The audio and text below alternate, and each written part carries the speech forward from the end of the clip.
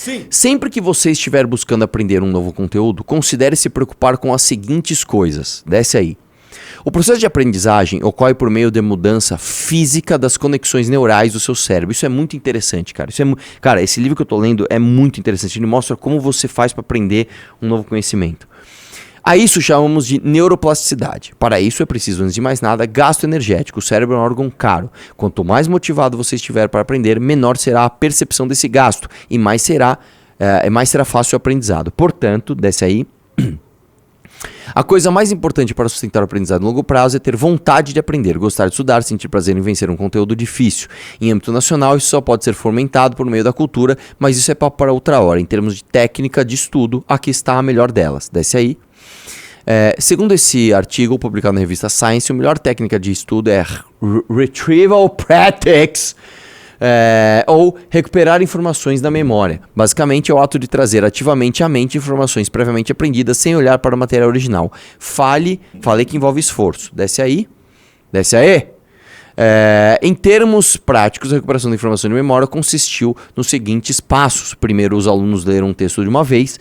Depois, tentaram lembrar e escrever tudo que podiam sobre o texto sem olhar o material. Em seguida, releram o texto para corrigir possíveis falhas e fizeram outra tentativa de recordação. Quando estudantes praticam essa técnica por meio de testes ou recordação ativa, eles aprendem e retêm mais do que aqueles que utilizam estratégias elaborativas, como construção de mapas conceituais. Porém, quando perguntado a eles qual técnica de estudo funciona mais, eles julgaram a recuperação de memória como a pior delas, mesmo sendo a mais eficiente, provavelmente porque construir mapas conceituais e repetir os conceitos tem uma roupagem de maior eficiência, uma vez que materializa mais o estudo. Ficar lembrando de algo parece improdutivo, mas não é.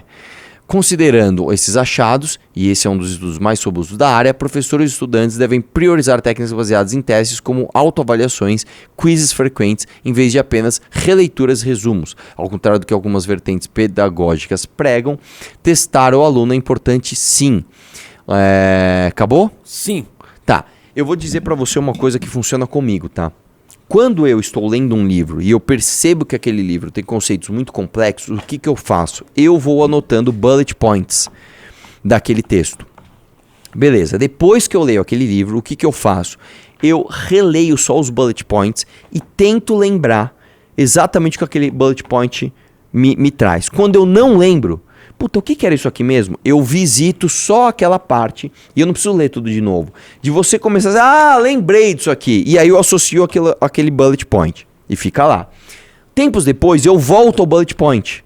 E bullet point, pra quem não sabe, é tipo assim, são itens, né? Então, por exemplo, vou dar um exemplo de uma... Por exemplo, eu li um livro sobre a história da ciência, que eu adoro, eu acho maravilhoso. É claro que eu não vou lembrar de tudo. Então, o que eu faço? Eu fui anotando datas, eu adoro a ordem cronológica, eu anoto a ordem cronológica das coisas, anoto o nome da pessoa e o que ele descobriu, beleza. Quando eu esqueço, eu pego lá, puta, o que era mesmo que o Louis Pasteur tinha descoberto? Pasteurização. Puta, o que é pasteurização mesmo? Eu abro o livro, de eu ver a página que eu li, lembrei. Quando o cara aquece, passa pelo tubo, a bactéria fica ali. Você treina o seu cérebro a reacessar aquela informação. É a minha técnica do que eu chamo das caixinhas, né? Isso vai treinando o seu cérebro a buscar as coisas de forma mais rápida. Pra mim, funciona demais, cara, assim. Pra mim, o método mais eficiente de aprender é esse.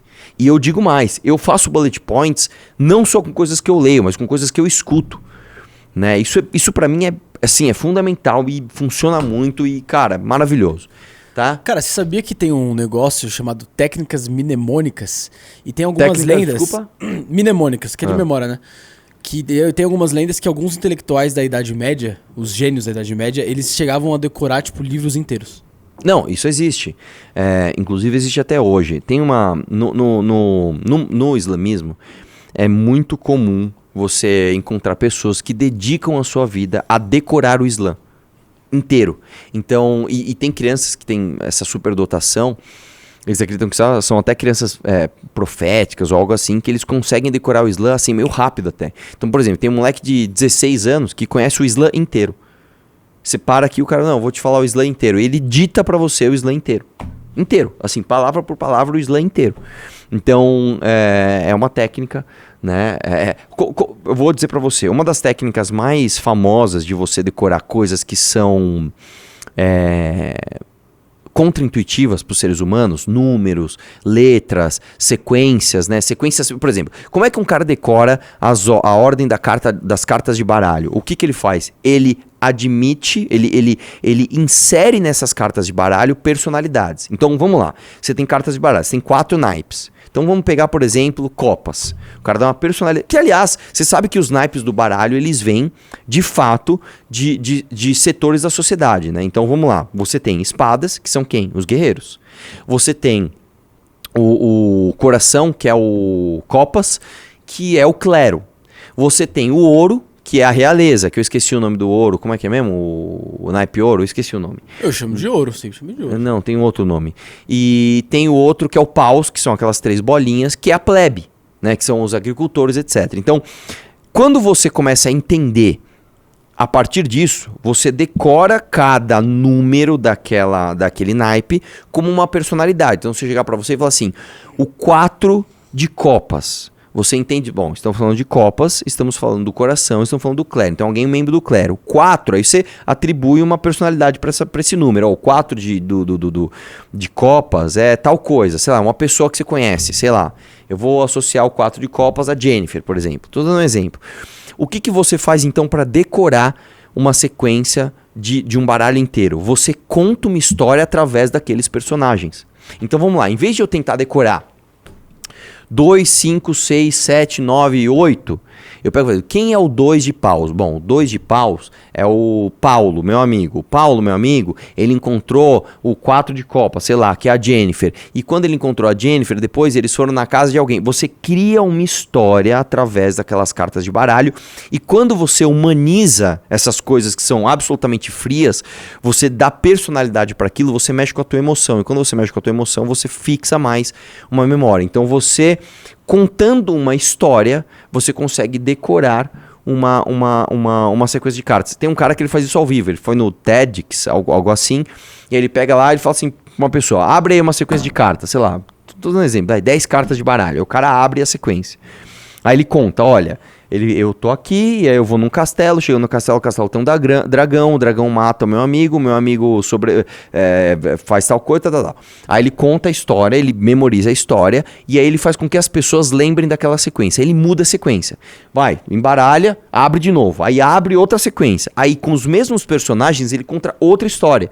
E aí as próprias pessoas vão se lembrando. Então, ó, dessa vez, em vez de eu chegar no castelo e o dragão matar meu amigo, eu cheguei no castelo e o dragão, na verdade, era do bem e o dragão, na verdade, ajudou meu amigo. Então, lembrei. Então, na verdade, agora não é o dragão de copa, sei lá, é o dragão de ouros e assim por diante. Então, quando você faz isso, você consegue memorizar mais as coisas. Por exemplo, quando a gente está no colegial, a gente tem que decorar uma série de fórmulas que não querem dizer nada pra gente a princípio, e você basicamente conta uma história sobre aquela fórmula. Eu lembro que, por exemplo, quando você pega a fórmula dos gases, né? PV igual a nRT. Pressão é igual ao volume, vezes o número numérico, vezes o R, que é uma constante dos gases, vezes T, que é a temperatura. Eu não lembro agora exatamente. A gente tinha um professor que chamava Toquinho, o apelido dele era Toquinho. O que o meu professor de química fazia? Ele falava assim, passaram a vara no rabo do Toquinho, PV igual a nRT, então você não esquece mais. Aí o meu professor Toquinho zoava, o meu professor que falava isso, que era o professor de química, chamava Palumbo. Então, Palumbo viado não recusa tarado, PV igual a nRT, e aí você memoriza isso. Né? A mesma coisa é a equação do sorvetão, que é a equação do movimento, S igual a SO mais VT. Tá, aí você tem a equação do Torricelli, você vai colocando significados em letras que são frias e você acaba decorando aquilo.